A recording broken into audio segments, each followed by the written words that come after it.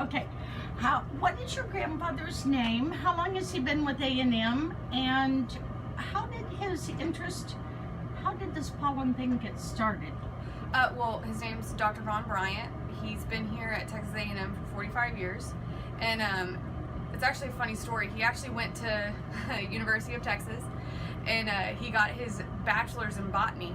And then he went and got his PhD in, well, he was trying to be a map maker. And that's so midway between his bachelor's, he switched to botany, but he was originally going to be a cartographer, going to make maps. And then he, as a student teacher in his graduate program, he was instructed to teach a biology class, in which he got he met some people throughout that course that were student teaching as well, and he was invited to go to an archaeological site. Just to do some extra work to get some money, and he actually was introduced to a pretty well-known pollenologist at the time, who asked him to come out again, and then started kind of teaching him about pollen. Well, later on, he ended up becoming really interested in pollen, and it was all by chance.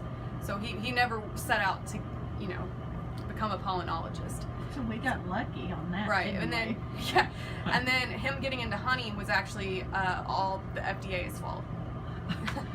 How so? Well, several years back, honey was used as collateral by farmers to get money from the government. So the government would would give farmers money in exchange for give them money in exchange for their honey as collateral. So they would hold on to their honey as they got the money for their, to continue their farm and whatnot. And then in order to get their honey back to sell, they would have to pay the money back to get the honey. Well, what happened was they started getting undercut, the government started getting undercut by Japanese foreign interest. So people were actually selling their honey to Japanese, Chinese, other countries, like, out in not America. And they were giving them more money. Well, then later that money was not there anymore, so they were trying to give it back to the government, but they got kind of tricky and started giving them fake honey. And so the government was wondering why all these farmers were giving them so much honey. So they enlisted my grandfather and asked him, hey, is there any way that you could tell if this honey is what it is? And that's how it got started. He took one sample of honey and through trial and error figured out ways to process it to extract the pollen, and then was able to help the government determine whether or not these people's honey was legit, and if it was legit they would get the money, if it wasn't they'd be denied the loan. What is the most exciting pollen story that your grandfather has been involved with? The coolest story would be several years back, he was sent some clothing samples from a very prestigious government organization. And he did the pollen analysis from these pieces of clothing, and because of a pollen grain that was in there, he was able to specifically give them a very specific location in Iraq. And a few weeks later, Osama bin Laden was killed, and he was sent a lot of goodies from the government for his service. Wow. So pollen is really specific then. It helps us pinpoint unbelievable It's things. nature's fingerprint. Oh. But the sad interesting. the sad and unfortunate thing about pollen is it's not seen as important in America as it is in other countries. Places like in Europe, New Zealand, they actually will allow for pollen evidence to be used. It's admissible evidence, yeah.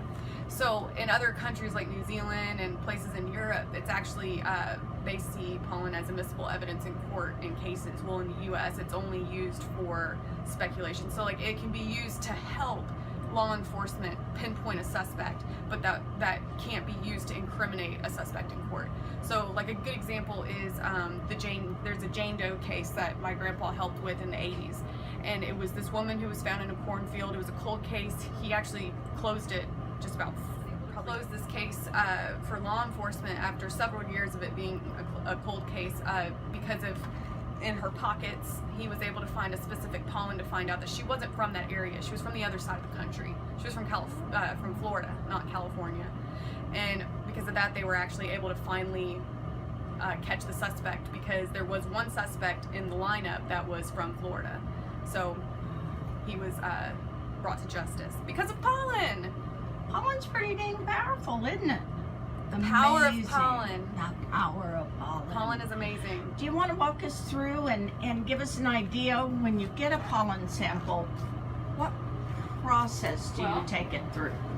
I start. Like I said, we process a lot of things in here, so we either do dirt, honey, pollen pellets, forensic, or other. We're doing honey. We're also doing acetylysis. That's the method that we use in this lab to extract the pollen. It breaks up the silicates and all that good stuff and takes the cytoplasm off so you can see it under the scope. And then we use glycerin. We don't stain honey samples. In the comments, we're gonna have Nature Nates. It's gonna be number 1. And this is so that whenever the samples are completed, we can go back and say, okay, what was number 1? Oh, it was Nature Nates. So then we could process several samples at a time and be able to. So accuracy. Mm-hmm. How many samples a month do y'all analyze? Let's see. So that's 50 samples in a month, and we did 50 in March. So Hundreds. yeah, Hundreds annually. that's good. And all that money goes to the department, so that's how we're able to fund the lab. Okay. So it comes in, you And start the samples. So I've got 3. So for each sample we use 10 grams. So we do 10 grams of honey per sample.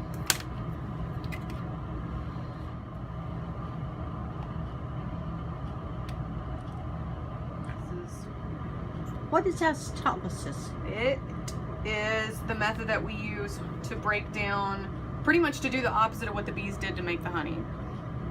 And then So remove the does cytoplasm. it separate the pollen from the honey? It or- eats everything but the pollen. Oh wow. We keep it on the heating block and like let the reaction happen long enough to get rid of all the other organic, like everything but the pollen. So it takes away like all of the. So it just leaves the pollen. But the biggest thing that it does is it takes the cytoplasm off of the pollen, so that you can see the grain. Are you able to then see the individual pollen grains Yes. under the? With the cytoplasm, like if you were to just take, like this for example, if you were to just take a pollen pellet and you were to put it under, you were to smash it up and put it under a microscope, you wouldn't be able to tell what pollen it is because of the cytoplasm that's it makes it very blurry. So what you'd have to do with this is put it through acetylysis to get rid of that cytoplasm, that protective layer around the pollen, so that you'd be able to actually see the grain itself. Is this a multi-step process? Mm-hmm. So now what I'm going to do is something I should have done a minute ago. Actually, it's probably not going to be that bad.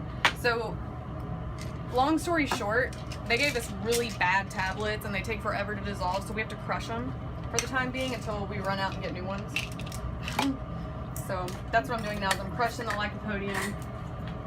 What is lycopodium? It's a spore. And So it does what? Okay, so a spore and pollen are different. A spore is an asexual. It's used to reproduce within the plant, whereas pollen is used to go to the other plants to pollinate or to reproduce. So the reason we use the tracer, but we call these tracer spores, the lycopodium. And what we do is we know that there's 20,848, and we're about to put that many in the sample. So whenever we're counting the pollen, when we count the first 200 and say we count 50 lycopodium, then we know that we're able to do there's a formula that we use to calculate pollen concentration in the sample based on its ratio to the lycopodium. So like, just fun fact, when people say, oh, they want to check to see if this is Texas wildflower honey, then you would expect to see all the roadside flowers. And that happens a lot. People think just because their bees are foraging in Texas, it's Texas wildflower honey. Not so. 60% of what is labeled is incorrect. And that 60% is making probably $50,000 more than they would if they put what it actually was. So money's the bottom line. Yeah, but always. yeah, there's too much Okay, so what are you adding now? HCl. The HCl dissolves the lycopodium. But I'm doing it under the fume hood because this is a really high concentration. We usually use 15%, but this is 31%. And that's the percent that I inhaled and hurt my nose. So we're just gonna keep it under the fume. Now this is to help us see the pollen at the bottom of the test tube as it gets in the centrifuge, so we know like if we're getting pollen as we go. And then I put a little bit of water to dissolve the honey. Not too much because water reacts really violently in acetylysis, so you want to use as little water as possible in the big picture. So the HCl is going to react fully. You'll see, so it started as like those little, see how it's dissolving the tablet? That's the okay. spores. So that I can put it in this and it won't be just a tablet, it'll actually be the spores.